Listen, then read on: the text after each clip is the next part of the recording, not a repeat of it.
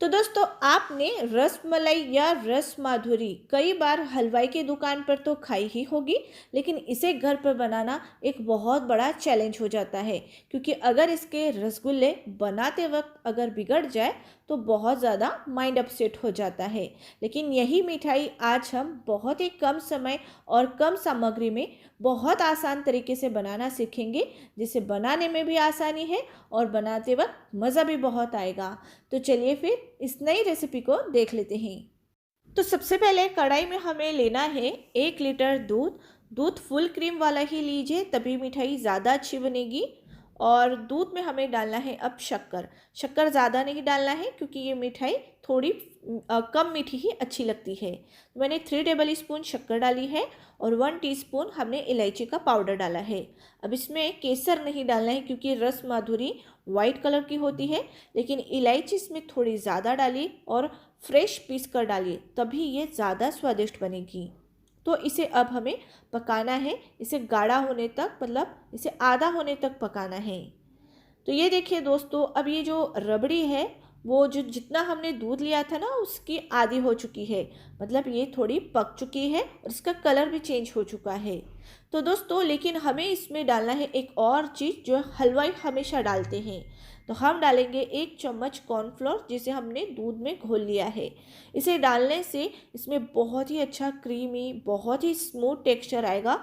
और हलवाई रस मलाई या रस माधुरी में डालते ही है, तभी इसका टेस्ट, इसका जो टेक्सचर है ना, बहुत ही कमाल का हो जाता है।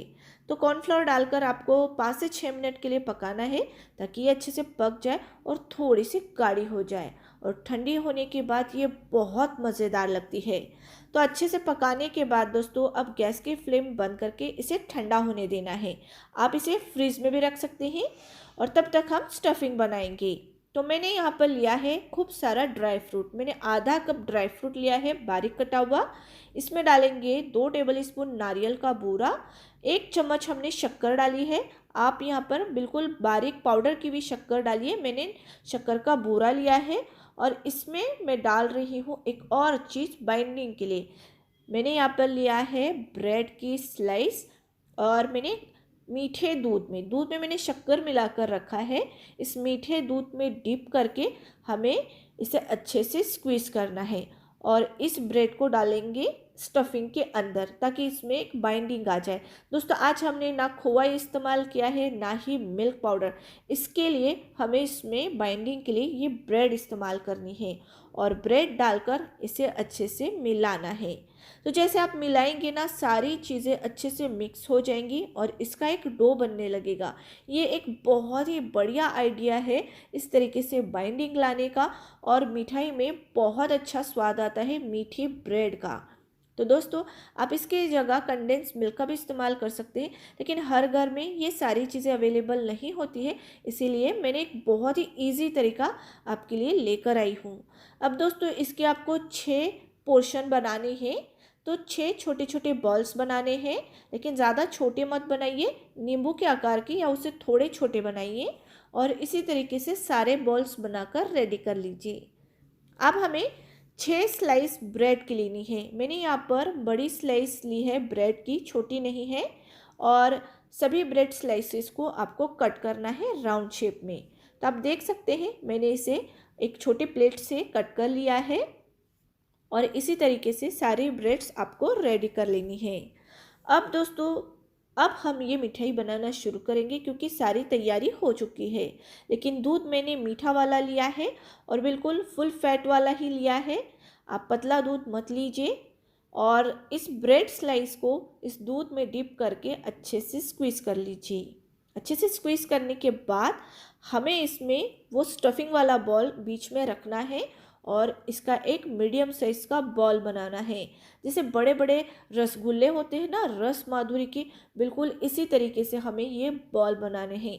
परफेक्ट राउंड शेप के बनाएंगे ना तो ये मिठाई बहुत सुंदर लगती है और बहुत ही कम समय में आप बहुत ही लाजवाब मिठाई घर पर बना सकते हैं।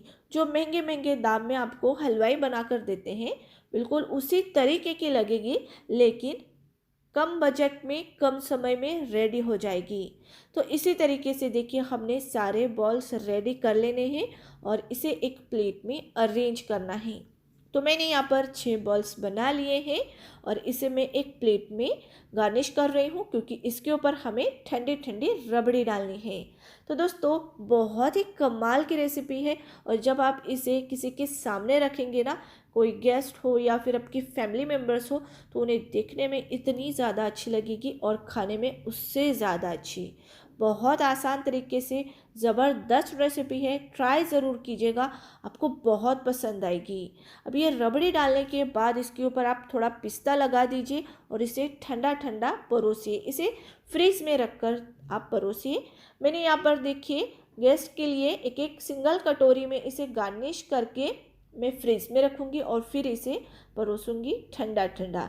और बहुत सारे लोग कहते हैं कि ये दूध में जाकर घुल जाती है, बिखर जाती है, तो ऐसा कुछ भी नहीं होगा।